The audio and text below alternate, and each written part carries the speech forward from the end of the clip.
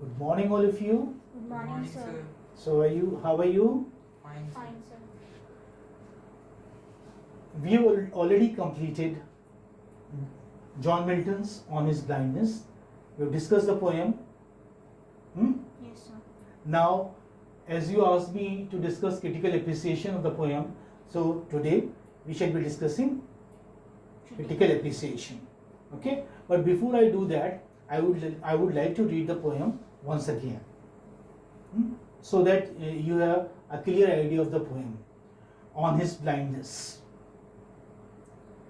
When I consider how my light is spent before half my days in this dark world and wide, and that one talent which is death to hide, lodged with me useless, though my soul more bent to serve therewith my Maker, and present my true account, lest he returning chide. Doth God exact day labor? Light denied, I fondly ask, but patience to prevent. That murmur soon replies, God doth not need either man's work or his own gifts. Who best bear his mild yoke, they serve him best. His estate is kingly.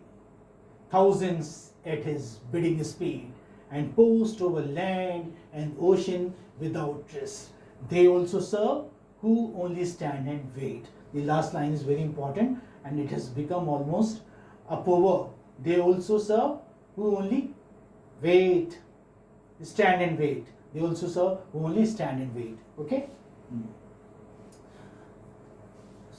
So, my dear students, this is the 19th sonnet of Milton, which was written after the poet had gone completely blind at the age of 44. Now, see, on his blindness, this poem is autobiographical in nature. He is talking about his own blindness. He wrote this poem when he had got blind. At what age he got blind? At the age of 44. And the poem is written in Petrarchan rhyme scheme. Do you remember the Petrarchan rhyme scheme? Well, you know, this is a sonnet. There are two kinds of sonnets. While we were discussing sonnets by William Shakespeare, we had discussed Petrarchan sonnet as well.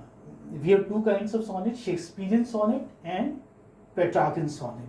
Shakespearean sonnet is called as the English sonnet, and the Petrarchan sonnet is called as the Italian sonnet. Why? Because Petrarch was an English poet. So, just to remember, to recall, I am writing the rhyme scheme of Shakespearean as well as Petrarchan sonnet.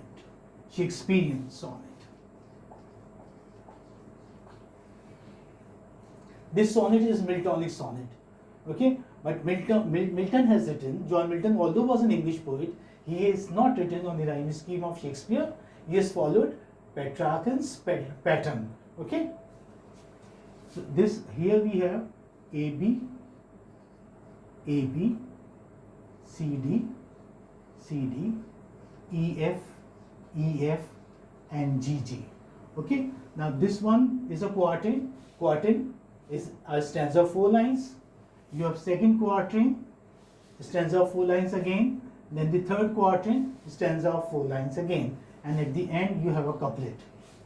You have a couplet, 2 lines. That way you have 14 lines. Even in Petrarchan sonnet, or say Miltonic sonnet for that matter, you have 14 lines, but the division is different. Here you have 4 plus 4 plus 4 plus 2. There you have octave plus sestet. So we are talking about that the poem is written on the Petrarchan rhyme scheme. So what is the rhyme scheme here? A B B A, A B B A, A B B A. Now how many lines are there? 8 lines. A B B A, A B B A. And you know, after 8 lines you have a turn. We call it volta or caesura. There is a turn. You may say a turning point. Like you know, you have one thought, you may have you have a problem here, and you have solution of the problem. in the second part, which is called as sestet. And what is the rhyme scheme of Milton's sestet for that matter? C, D, E, C, D, E, C, D, E again. But you know, like here, as far as this part is concerned, octave, poets follow it blindly. Means they follow the same rhyme scheme, but here they may vary. Yet this is called as a Petrarchan sonnet because of the division.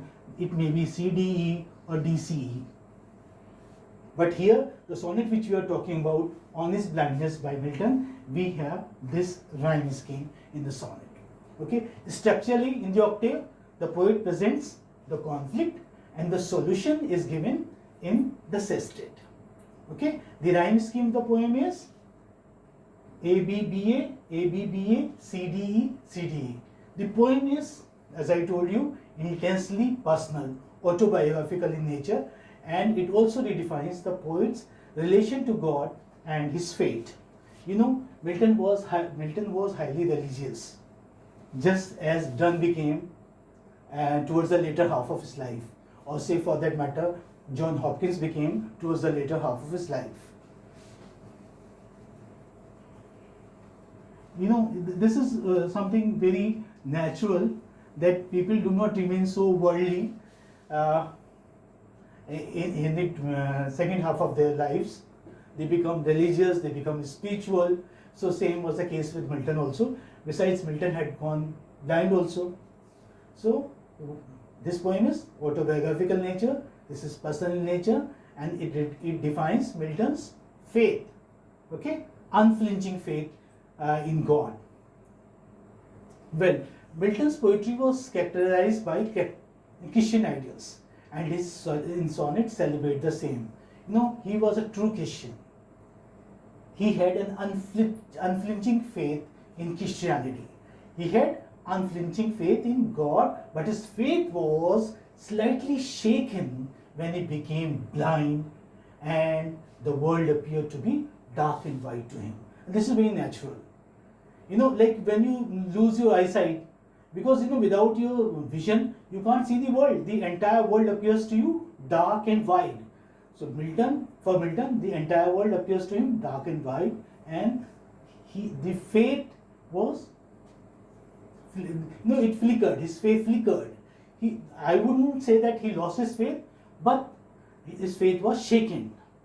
He felt a conflict, a tension, which got resolved gradually by accepting the will of God. Okay?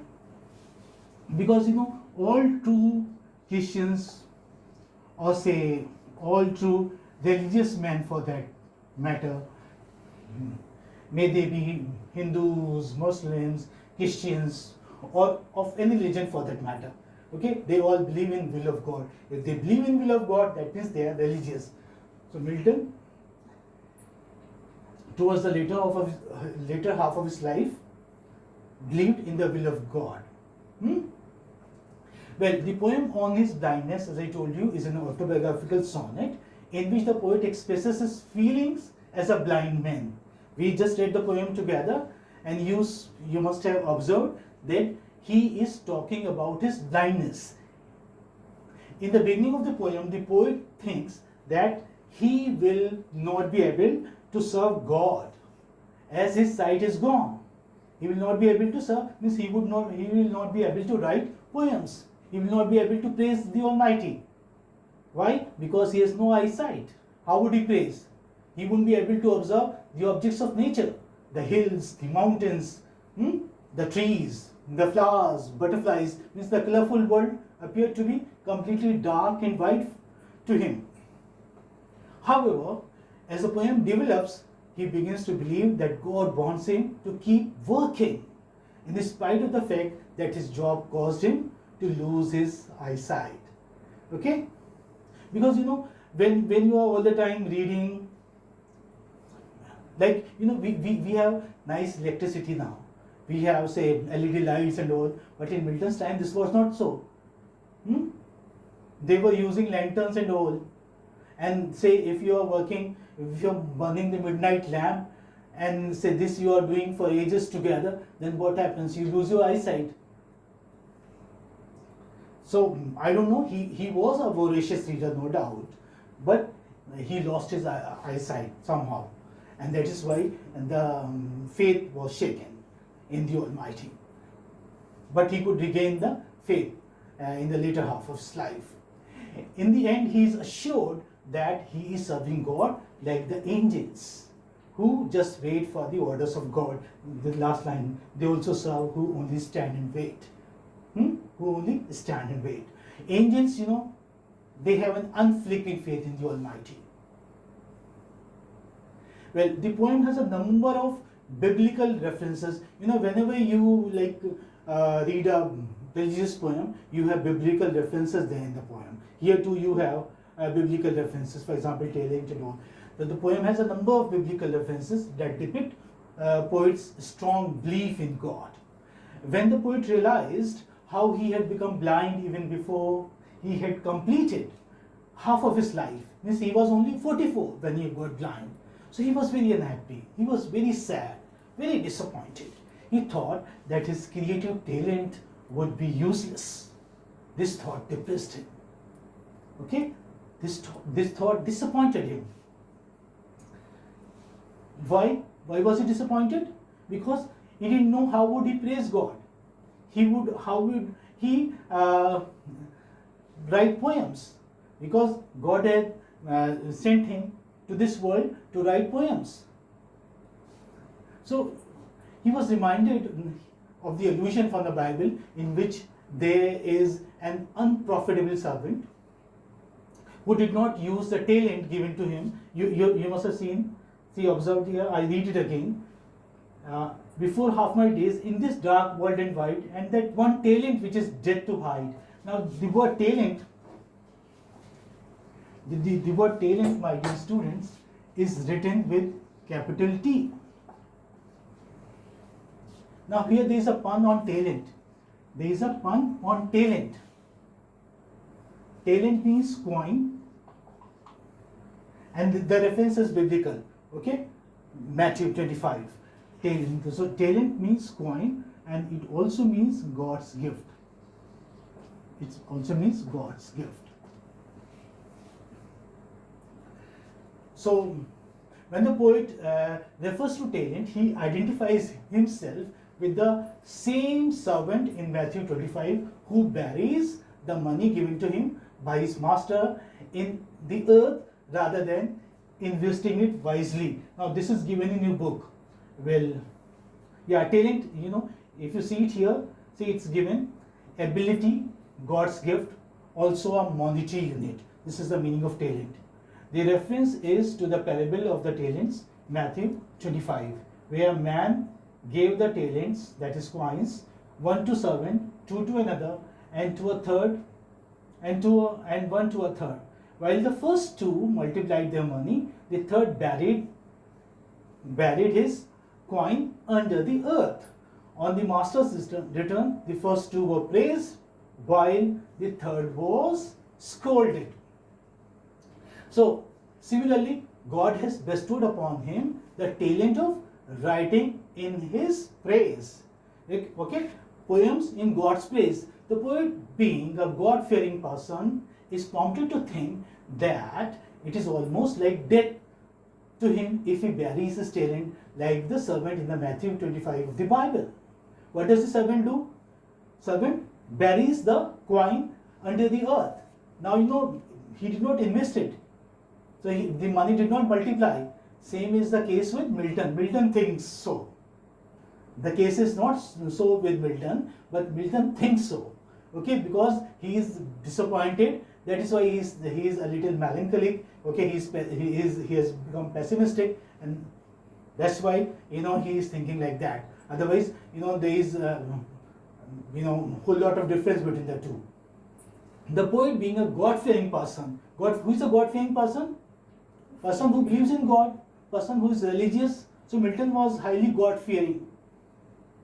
Milton is prompted to think that it is almost like death to him if he buries his talent. Like whom? Like the servant in Matthew 25 of the Bible. However, unlike the servant, the poet has no choice of his own, as he finds himself incapable of reading and writing because of absolute blindness. Why is Milton disappointed? He is disappointed, the poet is disappointed because he cannot see. Okay? The world appears to him dark and wide, as he told you in the beginning of the poem. He compares his inability to use his talent to the physical, mental, and spiritual death. He thinks it's almost like a death. Although he always intends to serve God and to justify the ways of God to men, to sing of God's greatness, and also to present his true account.